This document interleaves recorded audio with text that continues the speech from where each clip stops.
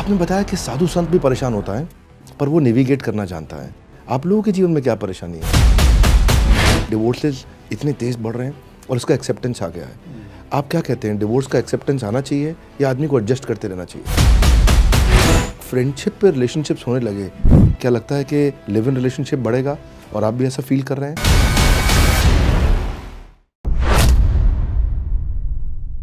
इंसान जीवन में जो कुछ करता है वो खुशी के लिए करता है, खुशी प्राप्त करने के लिए करता है, in search of happiness. Everybody is in search of happiness. हर इंसान नौकरी करना चाहता है, व्यापार करना चाहता है, पढ़ना चाहता है, कोई लड़की को प्रपोज करना चाहता है, सुंदर कन्या के साथ विवाह करना चाहता है। सब में वो खुशी ढूंढ रहा है।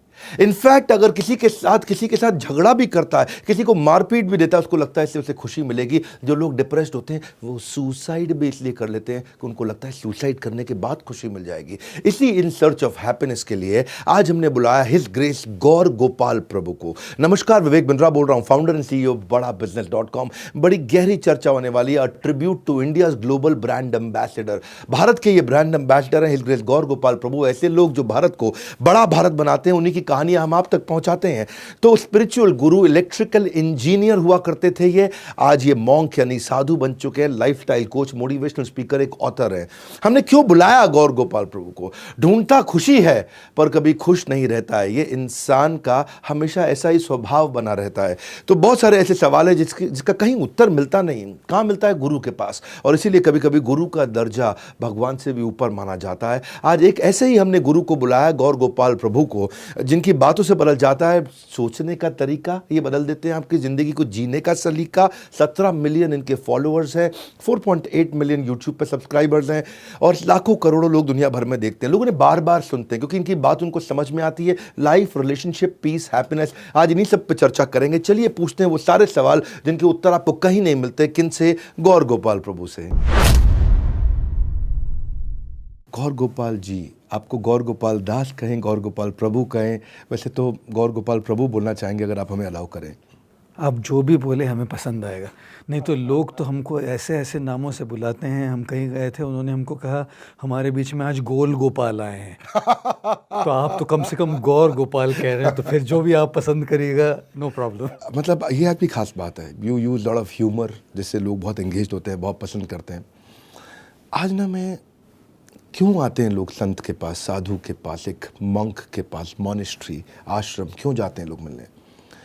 मेरा मानना है, वो कहावत है कि सीने में जलन, आंखों में तूफान सा क्यों है, इस शहर में हर शख्स परेशान सा क्यों है। आज वर्ल्ड हैप्पीनेस रिपोर्ट में देखता हूँ इंडिया पाकिस्तान से पीछे है। 136 हमारी रैंक है आउट ऑफ 149 कंट्रीज। तो ये आनंद जो हर व्यक्ति चाहता है, The happiness that everybody wants. आपने भी बहुत हैप्पीनेस देखा जो आपने अपना इंजीनियरिंग, ह्यूलेट पैकर्ड सब छोड़ा। यहाँ से मैं शुरू करना चाहता हूँ। मैं कई बार कहता हूँ कि मौत को लोग यूं ही बदनाम करते हैं, तकलीफ वैसे ज़िंदगी से है। तकलीफ तो वैसे ज़िंदगी से है।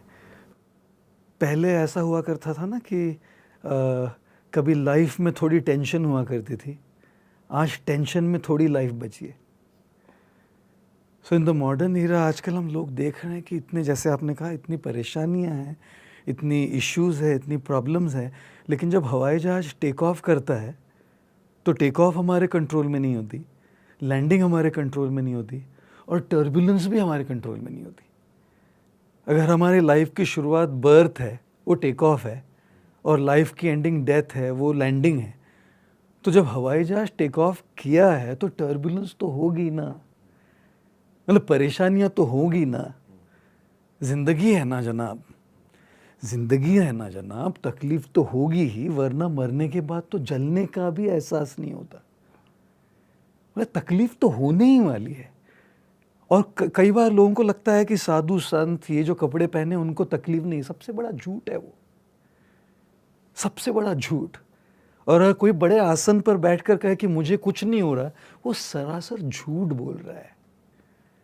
इंसान है, साधु भी इंसान है, सूटेड बूटेड व्यक्ति भी इंसान है, ये गेरुए वस्त्र पहना हुआ व्यक्ति भी इंसान है। तो तकलीफें तो दोनों को होगी, टर्बुलेंस तो दोनों में आएगी। लेकिन जो एक स्पिरिचुअल इवॉल्व है, जो एक स्पिरिचुअल शिक्षा प्राप्त कर रहा है, वो सीखता है कि उस टर्बुलेंस के बीच से नेविगेट कैसे करना है, उसको हैंडल कैसे करना है। क्योंकि जब हम हैप्पीनेस की बात करते हैं, हैप्पीनेस कभी भी ऑटोमेटिकली नहीं होता है। प्रॉब्लम्स ऑटोमेटिकली होती है, समस्याएं ऑटोमेटिकली होती है। हैप्पीनेस को की चॉइस करनी पड़ती है। देखिए, जो भी कोई हैप्पी इंसान है, इसका मतलब ये नहीं कि उसकी ज़िंदगी में सब सही चल रहा है। कोई मुस्कुरा रहा है, इसका मतलब ये नहीं कि उसकी ज़िंदगी में सब सही चल रहा है। एक बार मैं लंदन में कहीं चल रहा था और एक शख्स ने एक टी शर्ट पहन रखा था, उस पर लिखा था डू नॉट डिस्टर्ब, और नीचे बड़े अक्षरों में लिखा था ऑलरेडी डिस्टर्ब। अब और क्या डिस्टर्ब करिएगा अब हमको। तो हर रोज कोई एक ट्रिगर होगा, कोई एक स्टिमुलस होगा, कोई एक कारण होगा जिससे हम डिस्टर्ब रहेंगे। तो खुश इंसान वो नहीं है जिसके जीवन में, जिसकी जिंदगी में तकलीफ नहीं है। वो है जो नेविगेट करना सीख गया है। नेविगेट करना सीख गया है, वो जो हैप्पीनेस को चूज कर रहा है। देखिए, प्रॉब्लम्स ऑटोमेटिकली होती है, हैप्पीनेस को चूज करना पड़ता है। एंगर, गुस्सा ऑटोमेटिकली आता है, शांत रहना चूज करना पड़ता है। नफरत ऑटोमेटिकली होती है, प्यार चूज करना पड़ता है। नेगेटिविटी ऑटोमेटिकली होती है, पॉजिटिविटी चूज करनी पड़ती है। और ये चूज करने के लिए तो इंसान बना है। इंसान में जो हमारी आत्मा में जो हमको पोटेंशियल दिया गया है, वो चूज करने के लिए तो दिया गया है। I love your clarity. क्या क्लैरिटी से आपने आंसर दिया। मैं सोच रहा था कि आपने प्रॉब्लम को और बड़ा करके दिखाया, सोल्यूशन कहाँ पहुँचेगा, पर सोल्यूशन मेरे को आज एक कीवर्ड मिला, नेविगेशन। वरना 9 करोड़ लोग, WHO का डेटा है, एंग्जाइटी डिसऑर्डर और डिप्रेशन से इंडिया में परेशान है जी। आज तक मैं सोचता था खाली यूएस में लोग परेशान हैं जी। 55% of Americans are taking divorce within the first year of their marriage. इतना जल्दी हो रहा है। कोई मुझे बोला कि इतने सारे लोग साइकाइट्रिस्ट के पास जाते हैं कि कई बार साइकाइट्रिस्ट भी घर जाते वक्त दूसरे साइकाइट्रिस्ट के पास जाता है। तो आपने बताया कि साधु संत भी परेशान होता है, पर वो नेविगेट करना जानता है। आप लोगों के जीवन में क्या परेशानी है? साधु संतों को भी कोविड तो होता ही है। कोई ध्यान लगाने से, जाप करने से, पूजा करने से, शास्त्र पढ़ने से कोविड तो किसी को छोड़ता नहीं है। साधु संत जब संस्थाएं चलाते हैं, उनको भी तो फाइनेंशियल इश्यूज तो होती है। जहाँ इंसान रहते हैं वहाँ पॉलिटिक्स तो होती है। जहाँ भी इंसान रहते हैं वहाँ ईगोस तो आती है। जहाँ भी इंसान हो, रिश्तों की इश्यूज आएगी, इमोशनल इश्यूज आएगी, पॉलिटिक्स होगा, हेल्थ का इशू है, हेल्थ की इश्यूज आएगी, ईगोज आएंगे। तो लोगों को लगता है कि साधु होना मतलब समस्याओं के पूरे परे होना। साधु होने का मतलब ये नहीं कि समस्याएं नहीं होंगी, पर साधु सबसे अच्छा नेविगेशन कर सकता है। नेविगेट करने की शक्ति, नेविगेट करने की ट्रेनिंग है उनके पास, और जितना वो उसको प्रैक्टिस करेंगे उतना वो माहिर बनेंगे। पर इसका ना आफ्टर इफेक्ट क्या होता है, अगर कोई नेविगेट नहीं कर पा रहा है और शुरू से उसने बहुत बार रिजेक्शंस देखे तो उसे कॉन्फिडेंस गिर जाता है। आज यूथ में, यंग पॉपुलेशन में कॉन्फिडेंस का बड़ा प्रॉब्लम है। हो सकता है कि कभी कभार एक कॉन्फिडेंट आदमी से रिलेट भी ना कर पाए। मतलब कई बार मैं भी सोचता हूँ कि यार कॉन्फिडेंस की क्या दिक्कत होती है। लोग कॉन्फिडेंस मतलब, आप अगर पब्लिक पे आके सारा दिन आप कैमरा के सामने बात करते हैं, सेमिनार में जाते हैं, कॉन्फिडेंस की समस्या से रिलेट नहीं कर पाते। लेकिन आज मैं देख रहा हूँ लोग इंग्लिश नहीं बोल पाना, गंजा होना, लोग उन्हें जज करते हैं, बात नहीं कर पाना, और ये प्रॉब्लम है। बिल्कुल। आप क्या सलाह देना चाहेंगे? कॉन्फिडेंस अगर आ जाता है, अभी पीछे प्रियंका चोपड़ा बोल रही थी कि मैं 18 साल की उम्र में मिस वर्ल्ड बनी, one thing that help me was confidence. अगर 18 साल के बच्चे को कॉन्फिडेंस देने के लिए आप क्या कहना चाहते हैं? हम कई बार कहते हैं कि खुद को पहले ढूंढना सीखना चाहिए, क्योंकि बाकी सारे सवालों के आंसर्स तो गूगल पर ढूंढ लेंगे। लैक ऑफ कॉन्फिडेंस क्यों है? क्योंकि खुद को ढूंढ नहीं पा रहे और वैलिडेशन के पीछे पड़े।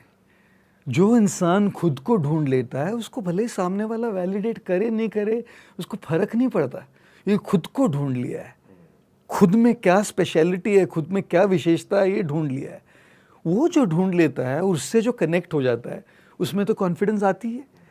लेकिन जब वैलिडेशन के पीछे पड़ते, जैसे सोशल मीडिया का पूरा जो एज है, कॉन्फॉर्मिस्ट है, बहुत ज्यादा वैलिडेशन वाले जनरेशन है। मेरे को कितना लाइक मिला, लाइक्स व्यूज वाला जनरेशन है ये।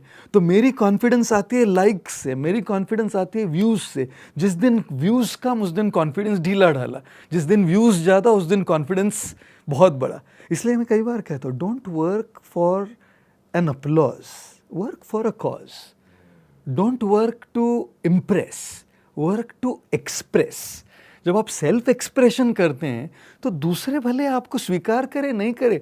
मैंने अपनी लाइफ में एक चीज़ बहुत अच्छे से स्वीकार कर ली, मुझे आज दुनिया में कई लोग हैं जो स्वीकार नहीं करते मेरे तरीकों को। जिस तरीके से मैं बोलता हूँ, जिस तरह के खुले आम में कई बार सच बता देता हूँ, ये कई लोगों को पल्ले नहीं पड़ता। कहीं मेरे ही दोस्तों को, कहीं मेरे ही संस्था के लोगों को ये पल्ले नहीं पड़ता। लेकिन मैंने तय कर लिया कि ये मेरा तरीका है। अगर किसी को पसंद आए, किसी को नहीं पसंद आए, ये मेरी मुश्किल नहीं, मेरी तकलीफ नहीं है। It's none of my problems. जब मैंने अपने आप को खोज लिया है ना, तो मैं वैलिडेशन पर डिपेंड ही नहीं करता। वो अगर मुझे सपोर्ट कर रहे ठीक है, नहीं कर रहे ठीक है। मैं तो सेल्फ एक्सप्रेशन के लिए अपना काम कर रहा हूँ। तो मुझे लगता है कि जब तक हम अपने आप को नहीं ढूंढे। भाई इसका मीनिंग क्या है अपने आप को ढूंढने का? अपने आप को ढूंढने का मतलब है कि पहले ये खोजना कि मुझ में क्या विशेषता है। हम ना इतना अपने आप को दूसरों से कंपेयर कर रहे हैं, तुलना कर रहे हैं। मैं अगर इंस्टाग्राम पे देखता हूँ, लिंक्डइन पे देखता हूँ, कहीं पे देखता हूँ कि ये व्यक्ति, इसकी प्रोग्रेस ऐसी हो गई और मैं वहीं रह गया। अपने आप को ढूंढ लिया तो अपनी स्ट्रेंथ पे कॉन्फिडेंस आ जाएगा। जी बिल्कुल बिल्कुल। और जैसे एल्बर्ट आइंस्टाइन जी ने कहा था एजुकेशन के बारे में कि अगर आप एक खरगोश को, एक मछली को, एक हाथी को, एक बंदर को, सबको एक लाइन में खड़े कर दीजिएगा और उनको एक ही एग्ज़ाम दीजिए कि आप सबको पेड़ पर चढ़ना है, तो मछली तो आत्महत्या कर लेगी क्योंकि वो पेड़ पर चढ़ ही नहीं पाएगी।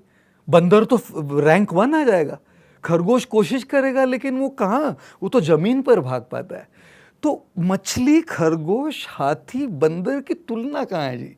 सब में अपनी अपनी एक क्षमता है, सब में अपनी अपनी एक स्ट्रेंथ है, सब ने अपनी एक विशेषता, सबको एक तोहफा दिया गया। I love your clarity. आपने बिल्कुल क्लियर कर दिया है। कॉन्फिडेंस के लिए पहले खुद की स्ट्रेंथ को ढूंढो। बिल्कुल जी। पर जिसने खुद को कनेक्ट कर लिया, अपनी स्ट्रेंथ ढूंढ ली है, उसको वैलिडेशन नहीं चाहिए, उसको अप्रूवल नहीं चाहिए। और वैलिडेशन के बदले अप्रिशिएशन अच्छा है। वैलिडेशन की एक्सपेक्टेशन से इंसान डिसअपॉइंट होता है, लेकिन अप्रिशिएशन कोई कर दे तो अपने इमोशनल अकाउंट पे इन्वेस्टमेंट है, उससे कॉन्फिडेंस तो बढ़ेगा। Very good. लेकिन वैलिडेशन की एक्सपेक्टेशन करना, और वैसे भी अपनी स्ट्रेंथ पे जब मैं काम करूंगा तो मेरे को बहुत जल्दी राइट अप्रिसिएशन मिलना भी शुरू हो जाएगा, क्योंकि मेरी स्ट्रेंथ है। और मैं पेड़ पे, अगर मछली को पेड़ पे नहीं चढ़ाना है, बंदर को चढ़ाना है। सोशल प्रेशर में फिर भी मैरिज में देख रहा हूँ एज एन इंस्टीट्यूशन फेल होता जा रहा है। और उसका जो इम्पैक्ट वेस्टर्न कंट्रीज का था, इंडिया में आ गया है। पिछले 5 साल में जितने डिवोर्सेस पिछले 50 साल में हुए हैं, उतने ही डिवोर्सेस पिछले 5 साल में हुए हैं हमारे देश में। इमेजिन, ये डिवोर्सेस इतने तेज बढ़ रहे हैं और उसका एक्सेप्टेंस आ गया है। आप क्या कहते हैं, डिवोर्स का एक्सेप्टेंस आना चाहिए या आदमी को एडजस्ट करते रहना चाहिए? हमें लगता है कि सबसे पहले ये जानना बहुत ज़रूरी है कि कोई भी इंसान परफेक्ट नहीं है। किसी इंसान से ना परफेक्शन की एक्सपेक्टेशन सबसे बड़ी गलती है। एक लड़की एक पंडित जी के पास गई, तो पंडित जी से कहती है कि पंडित जी, मैं शादी करना चाहती हूँ, ऐसे लड़के को क्या कहते हैं जो हैंडसम हो, जो पैसे वाला हो, जो बहुत टैलेंटेड हो, जो घर का काम करे, बच्चों को संभाले, शॉपिंग के लिए बहुत पैसा दे, ऐसे लड़के को क्या कहते हैं? पंडित जी ने कहा, मन का वहम कहते हैं बेटी। तो कोई भी इंसान, माता पिता जो है हमारे, वो पूजनीय है, वो आराधनीय है, परफेक्ट नहीं है। हमारे जो गुरुवर्य है वो पूजनीय है, आराधनीय है, परफेक्ट नहीं है। एक ईश्वर को छोड़कर परफेक्ट कोई इंसान नहीं होता। और इसीलिए किसी भी इंसान में परफेक्शन की खोज करना, ये सबसे बड़ी गलती है। तो अगर शादीशुदा रिलेशनशिप्स में भी अगर हम थोड़ा परफेक्शन की एक्सपेक्टेशन हटा दे और रियलिज्म पे आ जाए। और रियलिज्म क्या होता है? पैकेज डील होता है जी। सब में अच्छा है, सब में बुरा है। कोई भी इंसान पूरा अच्छा नहीं होता, कोई भी इंसान पूरा बुरा नहीं होता। तो अगर हम एक साथ रिश्ता बनाए हैं किसी से, तब उस अच्छे के साथ एक बुरा भी आने वाला है। टॉलरेंस कम हो रहा है। मुझे इस पे भी आपसे बात करने का बहुत मन था। इतना रोड रेज बढ़ रहा है, इतने झगड़े हो रहे हैं। मैंने अभी ये देखा कि इसी साल के अंदर, पिछले साल में कोविड में गाड़ियां कम चली, बावजूद उसके 500,000 केसेस दर्ज हुए हैं झगड़ों के, टेंशन के। हाँ, हालांकि आपने आंसर दिया, मैं उसी आंसर से सेटिस्फाइड हूँ। नेविगेशन करो, अच्छा रेफरेंस पॉइंट देखो, एक्सपेक्टेशन और परफेक्शन की चॉइस मत करो। टॉलरेंस में आप यही आंसर देना चाहेंगे या कुछ आप अलग तरीके से सोचते हैं इसके बारे में? कैसे जी, सहनशीलता कैसे बढ़ाएं? क्योंकि ये मॉनेस्ट्री में एक आपके जैसे मंक का एक स्ट्रॉन्ग वर्च्यू माना जाता है। आप इतने सारे लोग एक साथ रहते हैं और इतनी तपस्या करते हैं, और ह्यूलेट पैकर्ड में आपका जॉब लगा था, जी, एम आई राइट? जी। आप फर्स्ट क्लास एक बढ़िया कॉलेज से इंजीनियरिंग करके आए हैं, सब संसार छोड़ा है आपने, अकेले रहते हैं इतने सालों से, तपस्या कर रहे हैं। अभी मैंने कुछ सालों से आपको कैमरा पे देख रहा हूँ जी। पर उसके पीछे का जीवन तो लोगों को नहीं मालूम है आपका, कितने साल आपने कितना तपस्या किया है। ये टॉलरेंस को कैसे बिल्ड किया जाए? मेरे हिसाब से टॉलरेंस बढ़ाने के लिए, किसी भी चीज़ को बढ़ाने के लिए, किसी भी वर्च्यू को कल्टीवेट करने के लिए माइक्रो इंस्टॉलमेंट से, छोटी छोटी चीज़ों से ही शुरू होता है। छोटी चीज़ों से ही शुरू होता है। अगर एक दिन मेरी एसी खराब हो गई तो मैं बस ये समझ लूँ कि ये मुझे एक पेशेंस और टॉलरेंस की वर्च्यू सिखा रही है, और रिएक्ट नहीं करूँ तो मेरे सिस्टम में मैंने वो एक बीज बोया है। जब मैं ट्रैफिक में फंसा, आज ही मैं जब आ रहा था यहाँ पर, इतनी लंबी ड्राइव्स में जनरली करता नहीं, मैं रोड ट्रैवल पसंद नहीं करता बिल्कुल। मतलब 2 घंटे की ड्राइव मेरे लिए बहुत ज़्यादा होती है जनरली। सो लंबी ड्राइव्स हार्डली हम कोई इवेंट्स लेते हैं, कोई जहाँ लंबी ड्राइव्स हो वो जनरली मैं प्रेफर नहीं करता। तो आज ही मैं बता रहा था गाड़ी में आते समय कि जैसे हमने पहले बात की कि हैप्पीनेस एक चॉइस है। ट्रैफिक था, 2 घंटा था यहाँ आना, और फ्रस्ट्रेट हो सकते हैं हम कि 2 घंटे ट्रैफिक में बस बैठे रहना। लेकिन मैंने एक बात सीखी कि ये अंदर का स्विच जो है ना, एक ये स्विच बदलने से, एक नज़र बदलने से ना नज़रिया बदल जाता है। एक दृष्टिकोण बदलने से दृष्टि बदल जाती है। तो मैंने बस यही सोचा कि मेरी लाइफ ऐसी है कि बस हमेशा हवाई जहाज में सब कुछ first class, business class travel वाली लाइफ है।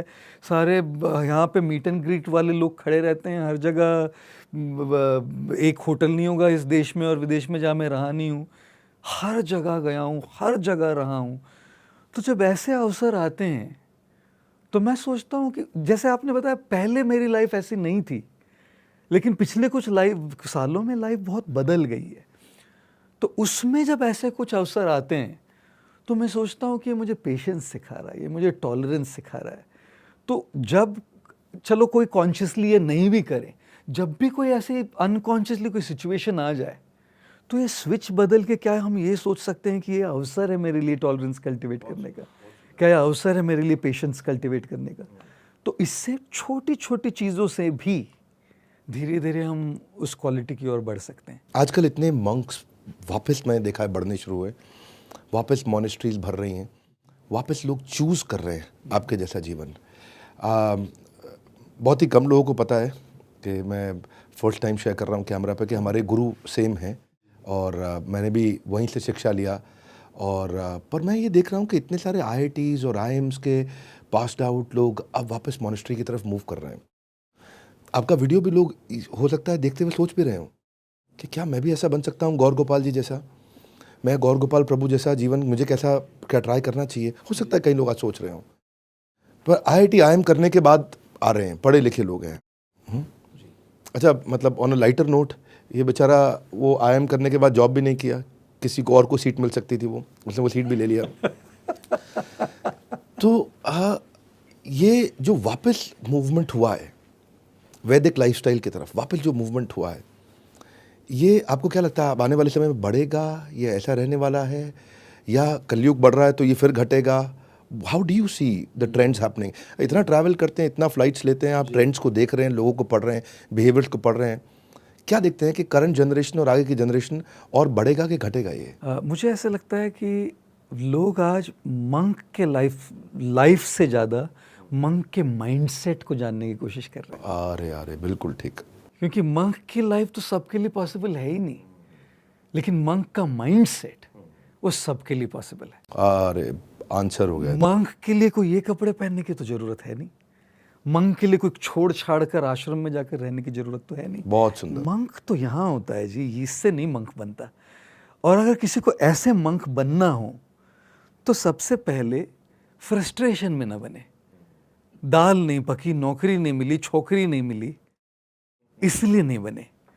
दूसरा, जैसे मार्क ट्वेन ने कहा था कि there are 2 most important days in your life. 2 सबसे इंपॉर्टेंट दिन है आपकी लाइफ में। पहला the day you were born, जिस दिन आपका जन्म हुआ था, और दूसरा the day when you find out why, क्यों जन्म हुआ था। तो जब बहुत ही हाईली एजुकेटेड इंटेलेक्चुअल लोग ऐसी लाइफस्टाइल की ओर जाते हैं तो कुछ लोग फ्रस्ट्रेशन की वजह से जाते हैं और उनकी सस्टेनेबिलिटी बहुत कम है। लेकिन कई लोग जाते हैं कि मेरा बर्थ रेट तो मुझे मालूम है लेकिन मैंने क्यों बर्थ लिया है, पर्पस क्या है। तो ये जो वर्ड पर्पस है ये आज बज़ वर्ड है। तो लोग सब, सारा young generation, millennial generation purpose इस वर्ड को बहुत यूज़ करता है। अब हैशटैग पर्पस कहीं पे देख लीजिए, कहीं पे भी मिलियंस में उसको नंबर्स आएंगे, क्योंकि बहुत ज़्यादा लोग इसको खोज रहे हैं। तो मैं कई बार कहता हूँ कि कुछ लोग होंगे जो बहुत ही ज़्यादा इंस्पायर हो गए तो शायद सब छोड़ छाड़ के ऐसी लाइफस्टाइल स्वीकार कर ले, इसलिए कि वो उस पर्पस को ढूंढ पाए। लेकिन मंक लाइफ से ज़्यादा ना माइंडसेट, मंक माइंडसेट बहुत ज़्यादा। तो monkhood is not about your physical lifestyle, it is about your mental lifestyle. Absolutely not. अगर मंकहुड अगर लाइफस्टाइल के बारे में होता केवल, तो क्या अर्जुन को हम मंक कहेंगे कि नहीं? अरे अरे बिल्कुल ठीक। सबसे बड़ा मंक तो वो जो गीता का विजडम सुनने वाला सबसे बड़ा मंक तो वहाँ था, शादीशुदा बच्चों के साथ, और एक हस्तिनापुर में एक राज्य करने वाला, एक एरोस छोड़ने वाला, अस्त्र चलाने वाला, वो माइंडसेट था। और कई बार होते हैं आपने जो ना एक्चुअली आज बहुत बड़ी प्रॉब्लम सॉल्व कर दी है कि बहुत लोगों को सब कुछ अब छोड़ के जाने की ज़रूरत नहीं है। इधर से आपने बताया कि वो एक मंक की लाइफ से ज़्यादा उसके माइंडसेट का एक्सेस चाहते हैं। और मैं सोच रहा था कि शायद कॉन्वर्सेशन कितनी डीप जाएगी, पर ये अपने आप में बहुत बड़ी डेप्थ है इस बात को समझ पाना कि आप घर बैठ करके एक सन्यासी का जीवन अपने कर्मों को करते हुए कर सकते हैं। मेरा अगला प्रश्न इसी के अराउंड था, कर्म करते वक्त माइंडसेट होना क्या चाहिए? बिजनेस कर रहे हैं, जॉब कर रहे हैं, आजकल जॉब में भी नया कॉन्सेप्ट आया इंट्राप्रेन्योर। मैंने अपनी ऑर्गेनाइजेशन में बहुत स्प्रेड किया है। हमारे साथ में आज 700-800 लोग मेरे हेड ऑफिस में काम करते हैं, और सारी लीडरशिप मैंने वही हायर करी है जो फेल्ड एंटरप्रेन्योर्स थे या अपना स्टार्टअप बिल्ड कर चुके थे और उसके बाद स्टार्टअप में अच्छा नहीं किया उन्होंने, आज हमारे साथ काम कर रहे हैं, इंट्राप्रेन्योर्स हैं। मैं उनके लिए भी एक और दूसरे और वो भी हैं, नौकरी 2 बार पंच 1 बार लंच, लाइफ है टंच, रघुपति राघव राजा राम, जितनी तनख्वाह उतना काम। I want to talk about them also. कर्म करते वक्त माइंडसेट क्या होना चाहिए? जी जी जी। आप गीता पढ़ते हैं, पढ़ाते हैं, ऐसा मैंने भी भगवत गीता पे बहुत बात करता हूँ और बहुत साल पढ़ा है मैंने भगवत गीता। आपके बहुत सारी वीडियोस देखे हैं हमने जहां आप गीता के बारे में भी बोलते हैं। और सबसे पहले तो मैं आपको बहुत कंग्रेचुलेट करना चाहता हूँ विवेक जी, कि जो काम आप कर रहे हैं, जो एंटरप्रेन्योर्स के पास पहुंच रहे हैं, छोटे छोटे लोगों के पास पहुंच रहे हैं, जिनको ये जो एजुकेशन है, बिजनेसेस को कैसे बढ़ाना है, अपने आप को अपने करियर में कैसे बढ़ाना है, इसके लिए जो एक्सेस नहीं है, ये जो आप इन तक पहुंचा रहे हैं, ये तो बहुत ही बढ़िया काम कर रहे हैं। और really heartfelt congratulations and kudos to the kind great work that you are doing. और रही बात काम करते समय हमारा माइंडसेट क्या होना चाहिए, कई बार मैं कहता हूँ कि समंदर में फ़ना होना तो किस्मत की निशानी है। दुख तो उन पर होता है जो किनारों पे मर जाते हैं। एक बार समंदर पे निकल के फना हो गए, लक था वो आपका, लेकिन जो निकले ही नहीं, मंजिल मिलेगी भटक कर ही सही, मंजिल मिलेगी भटक कर ही सही, गुमराह तो वो है जो घर से निकले ही नहीं। तो कर्म करने के बाद जब हम कह रहे हैं तो सबसे पहले ही, जैसे हम कई बार कहते हैं, work as if everything depends on you, and then leave it as if everything depends on him। तो काम करते समय ईश्वरवाद को कभी नहीं लाना चाहिए, क्योंकि जैसे ईश्वरवाद लाएंगे तो हम पैरासाइट बन रहे हैं, उन पे डिपेंड कर रहे हैं, अपनी 100% नहीं दे रहे हैं, अपनी 100%। अगर 100% अपनी, अगर पैरासाइट ही बनाना होता तो कृष्ण तो अर्जुन को युद्ध ऐसे ही जिता देते हैं। ठीक बात है। वो तो 100% उनको अपना पूरा देना पड़ा पहले, हर अस्त्र, हर शस्त्र 200% फोकस, 1% भी कम नहीं। एक अस्त्र के मंत्र को जब उच्चारण करते समय पूरा 200 फोकस के साथ अर्जुन मंत्र को उच्चारण कर रहे थे। ये नहीं सोच रहे थे कि पीछे कृष्ण बैठे हैं, आगे कृष्ण बैठे हैं, बिल्कुल नहीं। कर्म की जब हम बात कर रहे हैं, कर्म की माइंडसेट की बात, तो कर्म के माइंडसेट में काम करते समय ईश्वर को, भगवान को, ये वर्ड डिक्शनरी से हटा देना चाहिए। क्योंकि अगर वो वर्ड हम लाते रहे तो पैरासाइट हो गए। हम सोच रहे कि ये करेंगे तो मैं क्या करूँगा, हम क्या करेंगे। तो पूरा 200% हम जब देते हैं, उसके बाद की जो डिटैचमेंट है कि अब तो मैंने कर लिया है, इसके बाद ये सोचना कि क्योंकि मैंने सब किया है तो नतीजा तो आने ही वाला है, ये गलत है। To think that because I put my 200% I have to get it, ये जो हैव टू है ना, ये कर्मयोग के माइंडसेट से गलत हो जाता है। ओके। जब काम कर रहे हैं तो 200% दे रहे हैं, उसके बाद 50 ऐसे फैक्टर्स है जो मेरे हाथ में नहीं है, तब उसमें तो डिपेंडेंस बहुत ज़्यादा जरूरी हो जाता है। तो इसलिए कर्मयोग का जो कॉन्सेप्ट है वो इंडिपेंडेंस और डिपेंडेंस का कॉन्सेप्ट है, और इसीलिए इसको इंटरडिपेंडेंस कहते हैं। मेरी इंडिपेंडेंस और उन पर की डिपेंडेंस जो होती है वो इंटरडिपेंडेंट जब हो जाती है, उसको कर्मयोग का माइंडसेट कहा जाता है। थर्ड एस्पेक्ट है माइंडसेट की कि मैं अपने आप को कर्ता नहीं मानूं। हमको लगता है कि मुझे किसी की ज़रूरत नहीं, इसको अहम कहते हैं, और मेरी ज़रूरत सबको है, इसको वहम कहते हैं। आपका मन भटका कभी?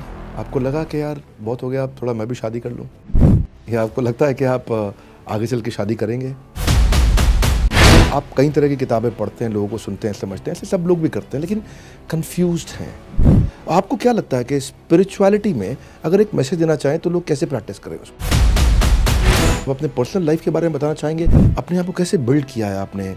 आपके जीवन का दिनचर्या जिससे हम सब भी कुछ सीख सकें, उसके बारे में कुछ कहना चाहेंगे?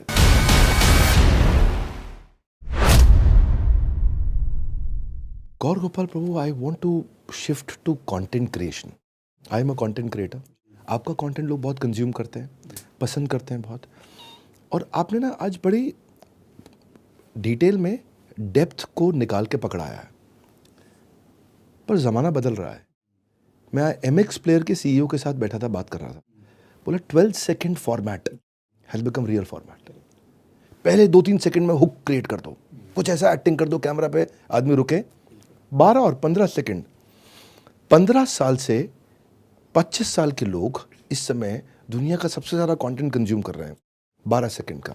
आपके वीडियोस लंबे होते हैं जिसमें आप डेप्थ देना चाहते हैं, पर बहुत बड़ा शिफ्ट आ गया है। ये वापस टिकटॉक रहा नहीं रहा इंडिया में, लेकिन टिकटॉक का टकाटक भी आ गया और बहुत कुछ आ गया। सारी ऐप्स के नाम लेने की आवश्यकता नहीं है मुझे, लेकिन अब ये शिफ्ट में इसका मतलब क्या है? आज लोगों के पास में इंटेलिजेंस ऐसा बचा ही नहीं कि वो अपने आप को होल्ड कर सकें और डेप्थ के अंदर एंटर कर सकें। क्या कहना चाहेंगे इस विषय में? मुझे लगता है इंटेलिजेंस तो है, पेशेंस नहीं है। मतलब समझने की क्षमता है, लेकिन कई बार जैसे हमने कहा जनरेशनल जो पेशेंस है, क्विक फिक्स है सब कुछ, तो शायद उसकी वजह से पेशेंस नहीं होगा।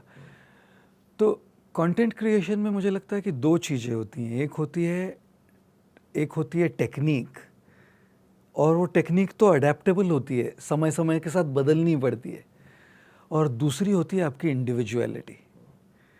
तो मुझे ऐसा लगता है कि कंटेंट क्रिएटर्स को सबसे ज़्यादा ज़रूरी है, इम्पॉर्टेंट है अपनी इंडिविजुअलिटी को मेंटेन करना। कई बार लोग 12 सेकंड्स की वीडियोस में या 30 सेकंड्स की वीडियोस में या लॉन्ग फॉर्म कंटेंट हो, शॉर्ट फॉर्म कंटेंट हो, उसको अडेप्ट करते करते अपनी इंडिविजुअलिटी खो देते हैं। और जैसे अपनी इंडिविजुअलिटी खो देती है तो ऑथेंटिसिटी चली जाती है, और जब ऑथेंटिक कंटेंट नहीं होता ना तो सामने वाला पकड़ लेता है। जब ऑथेंटिक कंटेंट सामने देखता है इंसान, वो 12 सेकंड से उसको लगता है कि मुझे 1 घंटा 20 मिनट देखना है। लेकिन जब ऑथेंटिसिटी नहीं होती तो 1 घंटा 20 मिनट भी चला ले तो उसको 12 सेकंड की भी बात पल्ले नहीं पड़ती। तो मुझे लगता है कि टेक्निक जरूरी है, एडेप्टेशन जरूरी है, समय के साथ तो करना ही पड़ेगा हम सबको। ऑथेंटिसिटी से आप अटेंशन स्पैन बढ़ा पाएंगे?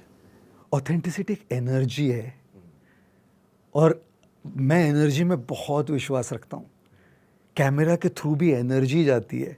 अभी परसों ही हमने कुछ रील्स शूट किए। जब हम लोग जनरली शूट करके कंटेंट डालते नहीं है, क्योंकि शूट किए हुए कंटेंट में वो एनर्जी लाना आसान नहीं होता।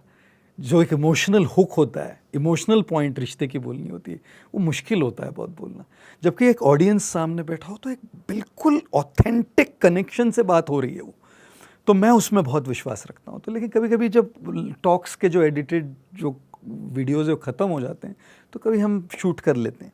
तो परसों ही हमने कुछ एक कितनी 30 40 50 जितनी भी रील्स शूट की होगी इन्होंने, तो जब मैंने 1-2 रील्स देखी, पहली 1-2 रील्स देखी, तो मैंने उनको कहा इसको बंद कर दो डालना, क्योंकि इसमें ऑथेंटिसिटी नहीं है, मैं ऑथेंटिक नहीं हूँ इसमें, मुझे ऑथेंटिसिटी चाहिए। क्योंकि जब मेरी ऑथेंटिसिटी जाए, वो एनर्जी है, वो कैमरा के थ्रू जाती है, वो एक चिप पे भी जाती है, वो सामने जो देख रहा है उसको एनर्जी फील हो रही है। तो व्यक्ति की जो एनर्जी है ना, लोग हमारे, मुझे कई बार लगता है क्योंकि कंटेंट तो इतना पड़ा है बाहर, आज ऑनलाइन कंटेंट की कोई कमी नहीं है। क्या आप ये कहना चाहते हैं, मैं भी ऐसा कई बार बोलता हूँ कि कंटेंट से पहले इंटेंट इंपॉर्टेंट है? बिल्कुल, अगर 100%। इंटेंट अच्छा हुआ 100% तो वो इम्पैक्ट लाएगा। बिल्कुल, इंटेंट और ऑथेंटिसिटी भी, क्योंकि इंटेंट सही भी हो और अगर मैं अपनी ऑथेंटिसिटी और इंडिविजुअलिटी खो दूँ, इंटेंट तो सही है लेकिन अगर ऑथेंटिक नहीं रहा तो एनर्जी तुरंत लेवल यहाँ से यहाँ ड्रॉप हो जाती है। ठीक बात है, यूर राइट, यूर राइट। मैं आज आपको वीडियो शूट होने से पहले अपनी कम्युनिटी ऐप भी दिखा रहा था। हमारी जो बड़ा बिजनेस की कम्युनिटी ऐप है, इसमें हमने भी ऐसा कोशिश किया है कि हम कंटेंट क्रिएशन को आसान करें। और मैं आपसे कभी और आपके साथ मौका लगा तो एक सेशन करूंगा कि कंटेंट क्रिएशन करते वक्त आप कैसे तैयारी करते हैं। लेकिन हमने देखा कि हमने टूल्स, जो टेक्निक्स हैं, शॉर्ट वीडियो ऐप का हमने टेक्निक भी दिया है। लोग आज बड़ा बिजनेस ऐप डाउनलोड कर रहे हैं लाखों की तादाद में, क्योंकि इस समय हमने फेसबुक और लिंक्डइन जैसा एक कम्युनिटी ला दिया जहाँ पे लोग आकर के कंटेंट वहाँ डाल पा रहे हैं। तो मैंने वहाँ पे एक ऐसा टूल बनाया है जिससे लोग अपने इन्फोग्राफिक्स और अपने वीडियोस को आसानी में क्रिएट कर सकें। बाय द वे, आप आज एक इम्पॉर्टेंट नैरेटिव बिल्ड कर ही रहे हैं कि ये भी एक नैरेटिव है कि आपने HP की एक अच्छी जॉब को छोड़ा आपने और आप आए यहाँ पे। शुरुआती दिन आपके बहुत तपस्या के रहे होंगे, अब तो आप सोशल मीडिया पे पॉपुलर हैं। तो आपने ठीक कहा कि आज नीम के पेड़ पे भी आम लगते हैं। आपने कुछ ऐसा कहावत बहुत सुंदर सुना है। तो ये खैर नीम का पेड़ तो नहीं है आपका, तो खैर आम का बहुत सुंदर पेड़ है। तो आपकी शुरुआत के दिन जो तपस्या के रहे, आपका जो जीवन है, एक तो आपका पब्लिक लाइफ, एक आपका पर्सनल लाइफ। आप अगर इफ़ यू डोंट माइंड, आप अपने पर्सनल लाइफ के बारे में बताना चाहेंगे? कैसा आपका समय रहता है, क्या करते हैं, सीखते कैसे हैं, पढ़ते कैसे हैं, अपने आप को कैसे बिल्ड किया है आपने, आपके जीवन का दिनचर्या जिससे हम सब भी कुछ सीख सकें, उसके बारे में कुछ कहना चाहेंगे? मेरी दिनचर्या में, मेरी लाइफ में रोज जो होता है, what time do you wake up? I wake up between 3 and 5 o'clock, 3 and 5, depending on what time I go to bed. कई बार तो बहुत देरी से सोते हैं तो फिर थोड़ी देर हो जाती है, 5 बजे के करीब हो जाता है। यूजुअली 3 और 5 के बीच में जग जाते हैं। और मैंने पिछले 26 सालों में मेरी स्पिरिचुअल साधना जो है, स्पिरिचुअल प्रैक्टिस जो है, उसको एक बहुत इम्पोर्टेंट रोल दिया है। क्योंकि मुझे ऐसे लगता है कि जैसे एक बल्ब होता है, वो बल्ब अपने आप में तो बस एक ग्लास है, एक टंगस्टन फिलामेंट है, लेकिन जब उसका एक कनेक्शन जुड़ जाता है किसी पावर सोर्स से, तो वो खुद में भी वो ग्लो करने लगता है, फिर उससे दूसरों को भी ग्लो फैलाने लगता है। तो मुझे एक बहुत विश्वास है अब कि इंसान की जो कैपेसिटी है किसी को खुद को हेल्प करने की और दूसरों को हेल्प करने की बहुत सीमित है। लेकिन जब हम अपने आप को एक ऐसी सोर्स से कनेक्ट करते हैं जिससे हमको वो एनर्जी, वो इंस्पिरेशन, वो ज्ञान, वो शक्ति, वो प्रेरणा मिले, तो वो जो शक्ति है वो मेरे हिसाब से, जैसे कहते हैं ना, the taste of the pudding is in eating it. जब कोई उसको आजमाए तब वो समझ पाए कि इसमें कितनी शक्ति। 26 साल हो गए हैं, 26 साल में बहुत कम ऐसे अवसर होंगे जब मेरा जो 1.5 घंटे का जो मेरा स्पिरिचुअल साधना का, स्पिरिचुअल प्रैक्टिस का जो समय है, वो 7 बजे के बाद, तो ऐसे बहुत फिरले ऐसे प्रसंग होंगे 26 साल में। सुबह 7 बजे के बाद? सुबह 7 बजे के बाद, उससे पहले ही सब कुछ हो गया होता है मेरा। तो मैं जब फ्लाइट्स भी लेता था पहले। तो आप ये कह रहे हैं कि, मैं बीच में रोकता हूँ, जी, आप एक बल्ब है और आप कह रहे हैं कि मैं पावर हाउस से अपने आप को कनेक्ट करता हूँ, सुबह 7 बजे से पहले करता हूँ जी, और साधना करता हूँ। साधना करता हूँ। किस तरह करते हैं आप साधना? मैं पर्सनली साधना जप करके करता हूँ। जप करके? कुछ लोग ध्यान करके करते हैं, कुछ लोग प्रार्थना करके करते हैं, कुछ ग्रैटिट्यूड से करते हैं, कुछ लोग माइंडफुलनेस से करते हैं। मेरी साधना मंत्र मेडिटेशन है। मैं मंत्र जप करता हूँ 1.5 घंटे के लिए रोज़, पिछले 26 साल से मैं कर रहा हूँ।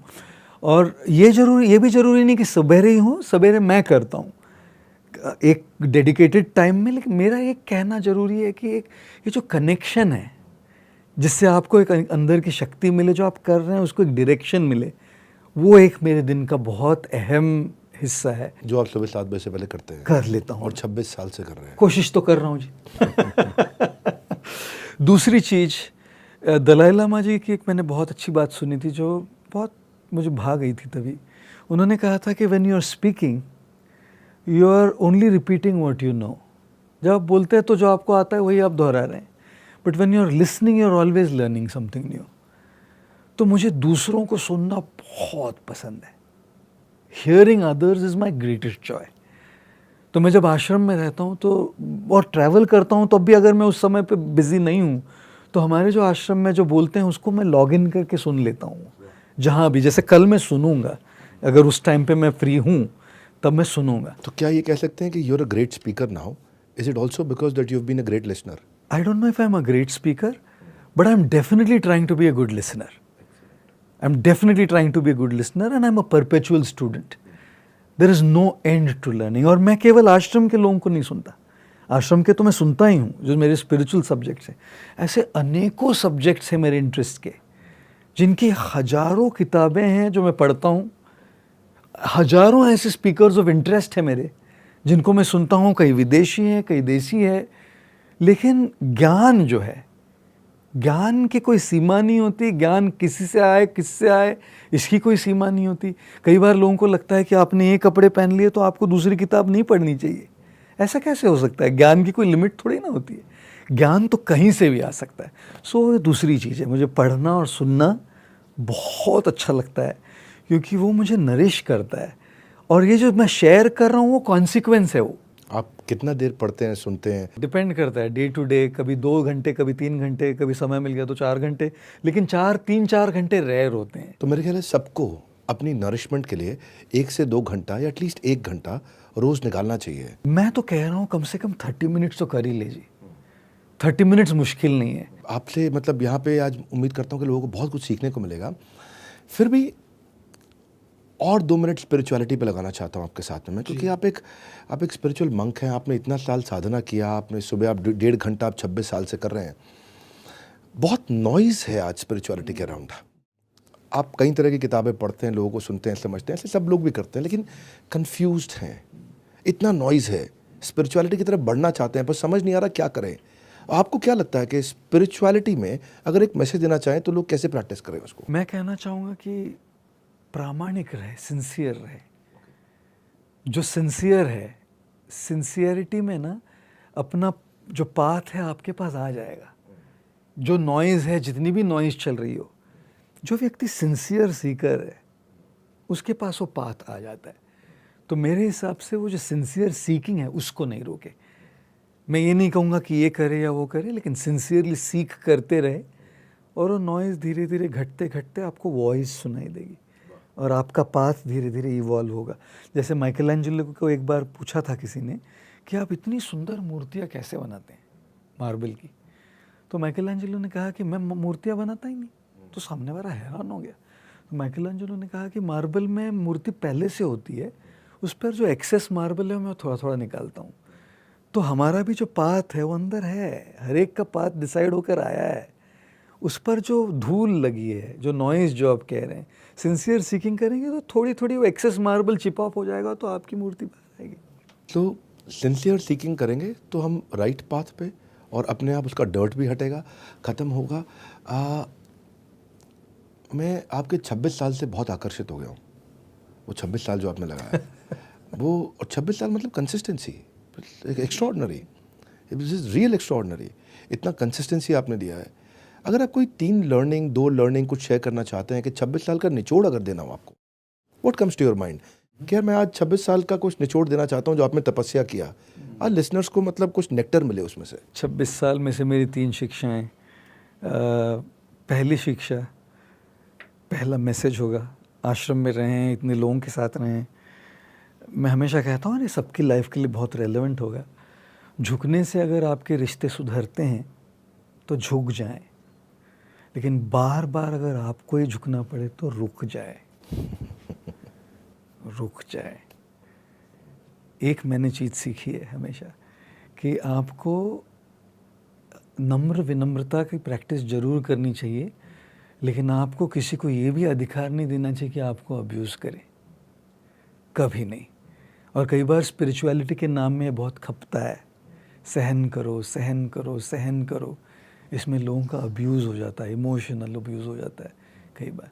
और इसीलिए ये बहुत ज़्यादा ज़रूरी है। रिश्ते अगर झुकने से रिश्ते सुधरते हो तो झुक जाओ, लेकिन बार बार अगर आपको ही झुकना पड़े तो रुक जाओ। ये एक मुझे लगता है कि ये मेरे लिए एक बहुत ज़्यादा इम्पोर्टेंट लर्निंग रही है। दूसरी चीज़ मैंने ये भी सीखी कि मैंने अपनी ज़िंदगी को कुछ इस तरह से आसान कर लिया, मैंने अपनी ज़िंदगी को कुछ इस तरह से आसान कर लिया, किसी से माफ़ी मांग ली और किसी को माफ़ कर दिया। ज़िंदगी में बस अपने ईगो को लेकर बैठ कर नहीं चलता। हमारा जो एक वीडियो है जो बहुत ज़्यादा लोगों तक पहुंचा और जिसने बहुत ज़्यादा लाइफ्स को इम्पैक्ट किया है, वो है जहाँ मैंने अपनी कमज़ोरी बताई थी, कि जहाँ मैंने अपने फादर को सॉरी नहीं बोला था। उनसे मैंने 2 साल तक बात नहीं की थी और हर साल मैं अपने पिताजी से मिलने जाता था ये सोच कर कि उनको माफ़ी मांगूंगा। लेकिन ये जो अहंकार होता है ना, ये आपको कहता है कि मैं सही हूँ, और मैं सही था भी, ऐसे आज भी मुझे लगता है। यही तो अहंकार होता है। तो मैंने अपने पिताजी से माफ़ी नहीं मांगी और एक दिन मेरे पिताजी चले गए और मैं गया और अब माफ़ी मांगने की कोई मेरे पास गुंजाइश ही नहीं बची, गुंजाइश ही नहीं बची। इसलिए मैं कहता हूँ कुछ इस तरह से मैंने अपनी ज़िंदगी को आसान कर लिया, किसी से माफ़ी मांग ली और किसी को माफ़ कर दिया। ये बहुत ज़्यादा मैंने अपने इन सालों में देखा है और मैंने इसको अपनी लाइफ में थोड़ा कोशिश किया है, स्पेशली मेरे फादर के इंसिडेंट के बाद। तो ये ज़्यादा भीतर जाके ये एक बहुत इम्पोर्टेंट वैल्यू मेरे लिए बन गई है। अगर आप तीसरी चीज़ पूछिएगा कि क्या इम्पोर्टेंट है, मैंने सीखा है, जिम रॉन जो है बहुत बड़े ऑथर है, उन्होंने कहा कि you are the average of the 5 people whom you spend the most time with. तो 5 चीज़ लोग, वो जो लोग हैं ना, वो बहुत ज़्यादा मैटर करते हैं लाइफ में। बहुत सुंदर, दैट्स लवली, दैट्स लवली। आप इवेंट्स की बात कर रहे हैं, बहुत सारे कॉर्पोरेट इवेंट्स में जाते हैं। बिल्कुल जी। बहुत लीडरशिप ट्रेनिंग देते हैं लोगों को, और एक लीडरशिप ट्रेनिंग में मैं सुना है कि आप बता रहे थे कि आप गूगल के पास, सेल्स फोर्स के पास, बॉम्बे स्टॉक एक्सचेंज, इधर उधर सब जगह करते हैं। आपको क्या लगता है कि लीडरशिप ट्रेनिंग में लीडरशिप का एक सबसे इम्पॉर्टेंट वर्च्यू, सभी लोग लीडर हैं, कुछ ना कुछ लोगों पे इन्फ्लुएंस डाल ही रहे हैं, पॉजिटिव इन्फ्लुएंस या नेगेटिव इन्फ्लुएंस। अगर आप एक इम्पॉर्टेंट एरिया बताना चाहते हैं कि ये ऐसा करना लीडर के लिए सबसे ज़्यादा ज़रूरी है, तो what's that one central message that a leader should keep in his mind always? Lead from the heart, lead from the heart. Because मेरा एक फेवरेट कोट है, लीडर्स को जब सबॉर्डिनेट कहते हैं, एक subordinate says to the leader, I don't care how much you know until I know how much you care. So leadership is about leading people, and people have hearts, people have feelings, and when people have hearts and feelings, to be sensitive, empathetic to the feelings and the hearts of the people whom we lead is extremely crucial. और मेरा हर corporate जो leadership seminar होता है उसमें की theme यही होता है कि leading from the heart, and this is a big topic these days. जहाँ भी जाता हूँ वहाँ leading from the heart leadership जो है, केयरिंग, चाहे वो स्ट्रैटेजी से हो या वैल्यू से हो। मतलब अगर बिजनेस स्ट्रैटेजी भी हो, द बेस्ट स्ट्रैटेजी। अगर स्ट्रेटेजिकली भी हम केयर कर रहे हैं लोगों के लिए, ये नहीं कि हम बहुत पीपल बेस्ड है, लेकिन ये हमारी स्ट्रैटेजी भी हो, अगर एटलीस्ट टू बिगिन विद, तब भी वो काम कर रही है। जैसे रिचर्ड ब्रैंसन ने कहा कि train your people so well that they can leave you, but treat your people so well that they don't want to leave you. So training empowers them to learn, but treatment empowers them to stay. तो मेरे ख्याल से ये बहुत ज़्यादा ज़रूरी है leading from the heart and caring for the people. मैं वापस 2 मिनट जाना चाहता हूँ आपके जो 26 साल की साधना है। मैं मॉन्कहुड से आपके बहुत अट्रैक्टेड हूँ, जो आपने इतना साल तपस्या किया। उसमें आपने 1.5 घंटे का बात किया था कि सुबह सुबह साधना करते हैं आप। अब मंत्रा मेडिटेशन करते हैं जी। हाँ। वो मतलब बहुत फोकस चाहिए होगा।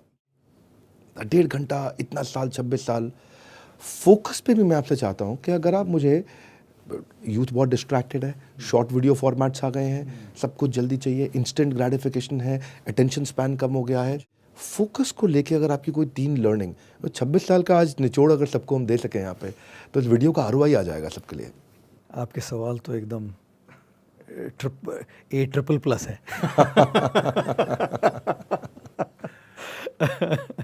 बहुत अच्छा लग रहा है आपसे बातचीत करके। Thank you. Very glad to be here and chat with you. तो सबसे पहला तो मुझे लगता है कि स्पेशली आज की तारीख में एक डिसिप्लिन बहुत मायने रखता है।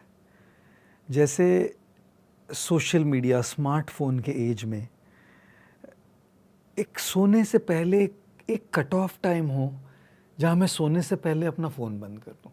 30 मिनट्स पहले हो, चलिए 15 मिनट पहले तो शुरू करें, और उठने के बाद कम से कम एक 15 मिनट बाद तक तो फ़ोन को नहीं छुएं। तो जो डिस्ट्रैक्शन है उसको कम करने का एक डिसिप्लिन तो लगाए। तो ये मेरा फर्स्ट मैसेज होगा। मैं खुद भी प्रैक्टिस करता हूँ ये। मैं उठने के बाद कभी कभी देखना पड़ता है फ़ोन, इम्पॉर्टेंट चीज़ें होती हैं, कभी कभी देखना पड़ता है, लेकिन मोस्टली मैं उठने के बाद मैं खुद 2 से ढाई घंटा फ़ोन चालू नहीं करता। आई डोंट प्रेफर टू और अगर चालू कर भी लूँ तो एक 5 मिनट में जो भी अगर कुछ अर्जेंट हो उसको देख कर भी बंद कर देता हूँ मैं फ़ोन। और सोने से पहले कम से कम एक 30 मिनट्स पहले तो मैं फ़ोन को रख देता हूँ। तो इससे क्या हो रहा है कि जो ये स्क्रीन पे जो डिस्ट्रैक्शन चल रही है वो उतने समय के लिए जो कम हो गई, तो सवेरे फोकस में मेरे वो रिफ्लेक्ट होगी जब मैं बैठूं अपने ध्यान के लिए। तो ये पहला है, एक डिसिप्लिन्ड लाइफ। दूसरा कि हर दिन एक अलग दिन होता है। 26 साल में हर दिन अलग दिन रहा है। Every day is a different day. कभी आपके स्पिरिट बहुत हाई होता है, कभी आपका स्पिरिट बहुत लो होता है, और इसीलिए एक कंसिस्टेंटली करते रहना, कंसिस्टेंसी बहुत ज़्यादा ज़रूरी है। राइट। क्योंकि ये नहीं सोचना चाहिए कि हर दिन अच्छा ही होगा। मैं कहीं लेक्चर भी देने गया तो हर दिन एक वही सेम लेवल पे एनर्जी होना पॉसिबल नहीं होता, क्योंकि ऑडियंस की एनर्जी भी फीड करती है आपको। तो ये सोचना कि हर दिन वही होगा वो इम्पॉसिबल है। तो मैं सोचता हूँ कि दूसरी चीज़ जो मैं बोलना चाह रहा हूँ वो है consistency. Consistency. Whether you feel good और यू डोंट फील गुड, बहुत अच्छा स्पिरिट है या बहुत अच्छा नहीं भी लग रहा है, नियम बना लिया, करना ही करना है। नियम बना लिया है, करना है, वो पार्ट ऑफ लाइफ है। राइट, पार्ट ऑफ लाइफ है, वो काम करेगा। पहला मैं ये पकड़ पाया कि डिस्ट्रैक्शंस को दूर करो डिसिप्लिन, डिसिप्लिन से। हाँ जी। दूसरा मैं पकड़ पाया कि जो आपकी मॉर्निंग साधना है या जो बच्चों जो का भी पढ़ने कर का रहे हैं, रिचुअल है, consistency। जिसका जो रिचुअल है, ठीक है, कंसिस्टेंटली स्पिरिट हाई है, लो है, अच्छा लग रहा है, बुरा लग रहा है, बैठिए बस। पढ़ रहे हैं ना, एक 30 मिनट्स डेजिग्नेटेड है ना, दिमाग में कुछ भी नहीं जा रहा है ना, बैठिए बस उस दिन, रिचुअलिस्टिकली कर लीजिए, नो प्रॉब्लम। कल जब अच्छा दिन आ जाएगा ना वो जाएगा, लेकिन आज हैबिट टूट गई तो कल फिर हैबिट लगाने में मुश्किल होगी। अगर मैं छोड़ दिया बीच में क्योंकि अच्छा नहीं लग रहा है आज, तो कल को फिर वो तकलीफ होगी बैठने में, बल्कि कल तो मूड अच्छा है, कल तो माइंड लग रहा है। ये दूसरी है कंसिस्टेंसी। और तीसरी चीज़ मैं कहना चाहूँगा कि मैंने जैसे मैं आश्रम में आया, मॉनेस्ट्री में आया, तो मुझे जब मंत्र मेडिटेशन, मंत्र जाप सिखाया गया, मुझे सबसे पहली बात बोली गई थी कि ये मन तो भटकने वाला है ही। ये नहीं सोचना कि आप 30 साल, 35 साल, 40 साल की साधना करेंगे और मन यहाँ वहाँ नहीं जाएगा। ये सोचना गलत होगा। मन तो भटकने वाला है ही। फोकस वो है कि आप आपके मन को कितनी बार दोबारा लौटा के ला पाए। So don't look at how many times your mind got distracted, look at how many times you could bring it back. कितनी बार आप उसको ला पाए। अच्छा, जब मैं देख रहा हूँ कि इतनी बार मैं ला पाया, तो मैं क्यों ला पाया, किस चीज़ की मदद से मैं अपने मन को ला पाया। जब मैं ये एनालिसिस करता हूँ, मेरे पास डेटा आ जाता है, और फिर मेरा फोकस कोई एक सेंटिमेंटल फोकस नहीं होता, डेटा सेंट्रिक फोकस होता है। क्योंकि मैंने देखा है कि हर बार जब मेरा मन भटक जाता है तो ये करने से मेरा मन वापस लौट के आया, भले एक थोड़े समय के लिए आया हो, तो वो जो थोड़े समय के लिए आ रहा है उसको मैं कैसे बढ़ा पाऊँ, इससे धीरे धीरे मेरा फोकस का जो ड्यूरेशन है। क्या आप ये कह रहे हैं कि व्हाट वर्क्स फॉर यू वो आइडेंटिफाई करो और वापस लेके आओ? बिल्कुल, and what works for me may not work for others, it's a very individual journey. तो जब मैं साधना करता हूँ, दूसरे जो हमारे आश्रम में मंक्स है, जो मेरे लिए काम करता है मेरे माइंड को वापस लाने के लिए, उनके लिए भले नहीं करे। सबकी एक इंडिविजुअल चीज़ें होती है जिससे आपका माइंड वापस आ जाए। आपने ये तीनों चीज़ें बताई, मैं समझ पाया उनको। हाँ, पहला आपने बताया डिसिप्लिन, दूसरा आपने बताया कंसिस्टेंसी, और तीसरा आपने बताया कि मैं कॉन्शियसली इसको वापस लेके आऊँ अपने माइंड को। एनालिसिस की क्या काम किया है, क्या मेरे लिए मदद कर रहा है, what is working for me. Individuality है सबकी। फिर भी आप बताते हैं कि मन फिर भी भटक सकता है, और आपने शुरू में बताया साधु का भी भटक सकता है, और ऐसे तो संसार में तो है ही। तो आपका मन भटका कभी? आपको लगा कि यार बहुत हो गया, अब थोड़ा मैं भी शादी कर लूँ, या आपको लगता है कि आप आगे चल के शादी करेंगे? मतलब I know it's very personal question, you may like to reject the question और you may like to answer the question. No, I don't like want to reject the question, it's a great question. मैं तो कहने वाला था कि आप ज़्यादा जानेंगे कि क्या मुझे क्या करना चाहिए।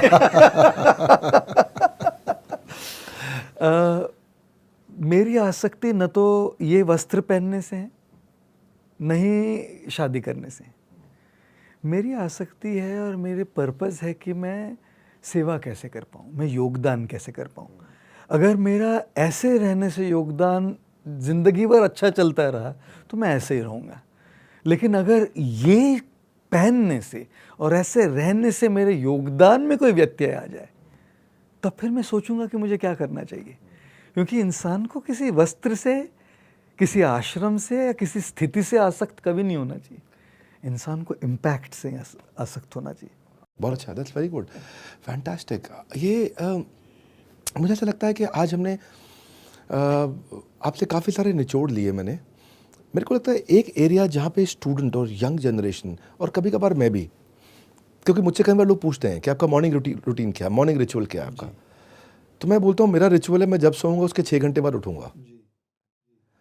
तो फिर भी कई लोग लेकिन प्रोपिगेट करते हैं 5 AM, 4 AM, 6 AM, वो भी ज़रूरी है, बहुत महत्वपूर्ण है। आपको अगर टिप्स देने हैं कि सुबह जल्दी उठना है, मुझे लगता है कि शायद अपने कॉलेज टाइम में आप इतना जल्दी नहीं उठे होंगे जितना आप अपनी मॉनेस्ट्री में उठते हैं। सुबह 3 से 5, 26 साल से आप उठ रहे हैं, तो क्या रियलाइजेशन है, क्या टिप देना चाहेंगे? नहीं, घर पे तो हम हमेशा 4 बजे उठे। 4 बजे उठे। मैंने पढ़ाई हमेशा सवेरे ही की, रात की पढ़ाई कभी नहीं की। Okay. I have only studied between 4 and 7 all my college days and school days. शाम को घर आने के बाद, कॉलेज से स्कूल से आने के बाद हमने केवल होमवर्क किया है थोड़ा, बस पढ़ाई कभी नहीं की है। सो स्टडीज़ वॉज ऑलवेज मॉर्निंग, तो हमारे लिए सवेरे जल्दी उठना मुश्किल नहीं था when I came, but I know that it's not all that easy for a lot of people. तो मुझे ये कहना है कि हम लोग सब बहुत अलग है, हमारी अपब्रिंगिंग अलग है, हमारी सिचुएशंस अलग है, हमारी फैमिली सिचुएशंस अलग है, हमारी फिजिकल और मेंटल कैपेसिटी अलग है, हमारी इमोशनल बैंडविड्थ अलग है। इसलिए एक चीज़ सबके लिए कभी काम ही नहीं करती। तो मैं ये ज़रूर कहूँगा कि अगर किसी को ये इच्छा है कि मुझे सवेरे थोड़ा जल्दी उठना है, तो आप बस एक घंटे या 2 घंटे से सोच ही क्यों रहे हैं, 5 मिनट जल्दी उठना शुरू कीजिए ना। 5 मिनट तो बहुत ज़्यादा मुश्किल है नहीं। 5 मिनट्स अर्ली, आप 9 बजे उठते होंगे अभी, आप 8:55 को उठना शुरू कीजिए ना। आप 5 मिनट जल्दी उठ रहे हैं, और अगर 8:55 की आपकी आदत बन जाए और आपके लिए वो कंफर्टेबल हो जाए, तो आप 8:50 कर दीजिए या 8:30 कर दीजिए। कितने लोग हैं जो छोटे माइक्रो चेंजेस लाकर मैक्रो ट्रांसफॉर्मेशन ला पाए हैं। तो और वो भी जो चेंजेस है वो अपनी सिचुएशन को देख कर कीजिए, क्योंकि हर एक की लाइफ बहुत अलग होती है। कई लोग होते हैं जिनका इतना स्ट्रेसफुल जॉब होता है कि उनको 6 घंटे नहीं 7.5 8 घंटे की नींद लगती है। तो उनको ये कहना कि अभी आप 5 या 6 बजे उठ जाए, वो मेरे ख्याल से बहुत बड़ा वायलेंस होगा और इनजस्टिस होगा, क्योंकि उनके सिस्टम के लिए भी एक रेस्ट की ज़रूरत होती है। तो अपने अपने हिसाब से आप एक टेलर मेड सिस्टम बनाएं और उसके हिसाब से ट्रांसफॉर्म। अपने जीवन से आपने कई चीज़ें सिखाई हैं। मुझे लगता है वीडियो बहुत लंबा होना चाहिए, बहुत लंबा होना चाहिए। पर आपकी किताब आ रही है, या आ चुकी है, the way of the monk. हाँ, पहली वाली जो किताब थी वो उसका नाम था लाइफ्स अमेजिंग सीक्रेट्स, और उसी का यूएस और यूके वर्जन है the way of the monk. Same किताब है, सेम बुक है ये, the way of the monk और लाइफ्स अमेजिंग सीक्रेट। उसमें आपने क्या टिप्स दिए हैं? मतलब मैं तो लोगों को कहूँगा कि पढ़ना चाहिए सबको, पर अगर आप उसका भी कुछ समरी दें कि मैं आपने क्या 3-4 चीज़ों पे बात की है। मैंने उस किताब में एक कार का उदाहरण लिया है, कार का एग्जाम्पल लिया है, और मैंने कहा कि जैसे हम डेस्टिनेशन ए से बी में कार से जाते हैं, जीवन में भी जहाँ हम पहुँचना चाहते हैं उस कार के 4 पहिए हैं। एक है हमारी पर्सनल लाइफ, दूसरी है हमारी रिलेशनशिप्स, तीसरा पहिया है हमारी प्रोफेशनल लाइफ, और चौथा पहिया हमारे सोशल कंट्रीब्यूशन, और जो कार की जो स्टीयरिंग व्हील है वो है हमारा स्पिरिचुअल कनेक्शन। तो इन पांचों को हम बैलेंस्ड कैसे रखें? जैसे पर्सनल लाइफ की कई चीज़ें हैं, उसको एड्रेस किया है। रिलेशनशिप्स में कई चीज़ें हैं, एक सेक्शन वो है। प्रोफेशनल लाइफ में हमारी कंपटीशन है, वर्क प्लेस पॉलिटिक्स है, इसको एड्रेस किया है। सोशल कंट्रीब्यूशन में हम सेल्फिशनेस से सेल्फलेसली कैसे रिटर्न कर पाए, इसको एड्रेस। काफ़ी लोगों ने किताब खरीदी है। हाँ जी, लिए। I think what you've sold about 500,000 copies. 500,000 copies, yes. Congratulations, beautiful book. और I think I'd like to suggest all my viewers to have a look at this book. Hindi में आई है किताब? हिंदी में जीवन के अद्भुत रहस्य। जीवन के अद्भुत रहस्य। आपने बहुत तपस्या किया है गौर गोपाल जी। मुझे हमेशा आपको प्रभु बोलना बहुत अच्छा लगता है क्योंकि आपके चरण स्पर्श करना और आपसे सीखना, ये हम सब लोगों के लिए जीवन में, संसारी लोगों को जो आपसे सीखना बहुत महत्वपूर्ण है। क्योंकि आपने कहते हैं कि कुछ लोग अपनी खातिर अपने सपनों से दूर रहे हैं और कुछ लोग अपने सपनों की खातिर अपनों से दूर रहे हैं। आपने एक बहुत बड़ा पर्पस क्रिएट किया है और यही मैं सबको बताना चाहता हूँ। He has a dream for humanity, a world with piece and harmony. ये इनका बड़ा स्ट्रॉन्ग पर्पस है जिसके लिए इन्होंने अपना जीवन दिया है, समर्पित किया है। आई थिंक ये वीडियो में बहुत सारी इंपॉर्टेंट चीज़ें थी, बहुत इंपॉर्टेंट इंसाइटफुल मीनिंगफुल पर्सपेक्टिव दिया इन्होंने। और आपकी जो है सोच जो होती है वही आपके असली किरदार को बाहर निकाल के दिखाती है। सो गौर गोपाल प्रभु की सोच को हमने यहाँ समझने का बहुत प्रयास किया। आप इस वीडियो को किसी कंफ्यूज्ड व्यक्ति से, किसी अनहैप्पी व्यक्ति से, किसी ऐसे व्यक्ति से जो पर्पस ढूंढ रहा है, जिसको मोटिवेशन की ज़रूरत है, उससे ज़रूर शेयर करिएगा। अगर आपको ठीक लगे, कोई आपको बहुत मेहनत नहीं करना पड़ेगा, केवल सोचना है किसको देना है आपको ये। और रेकमेंड करिए कि अगले बुधवार को आप बड़ा भारत शो में किसको देखना चाहते हैं। आपके लिए बहुत लोगों का रिक्वेस्ट आया था, इसलिए हमने आपको इनवाइट किया और आपने आने के लिए स्वीकार किया। बहुत बहुत धन्यवाद, आपने अपना समय इन्वेस्ट किया इन व्यूअर्स के लिए। नहीं, बहुत बहुत धन्यवाद, आपने मुझे यहाँ पर बुलाया आपके बड़ा भारत शो में। बहुत ग्रेट, बहुत बहुत धन्यवाद, शुक्रिया। इस बड़ा भारत शो में हम कुछ ऐसे ही लोगों की कहानियाँ आपके पास लेके आते हैं जो आपको इंस्पायर कर सकें to do more, to be more, to achieve more. बड़ा भारत ये एक ऐसा शो है जहाँ पे जिन लोगों ने भारत को भारत के जो ग्लोबल ब्रांड एम्बेसडर्स हैं उनसे आप सीख सकें। हमारे साथ जुड़े रहने के लिए, इस वीडियो को सब तक पहुंचाने के लिए आप सबका हृदय की गहराई से प्रेम पूर्वक बहुत बहुत धन्यवाद। गौर गोपाल प्रभु, आपका विशेष धन्यवाद। धन्यवाद जी, थैंक यू वेरी मच। 30 सालों में आपने 25,000 अब लावारिस लाशों को आपने दफनाया, जलाया। ये अकेले आपने कैसे किया? हमारे देश में अपने रिश्तेदारों के लिए लोग रात कोट के नहीं जाते, आप लावारिस लाश के लिए भी रात कोट के निकल पड़ते हैं आधी रात में। बहुत बुरा लगता होगा, लोग आपको खाने से उठा देते थे। आपको पता कैसे लगता था कि ये लाश हिंदू की है कि मुसलमान की है?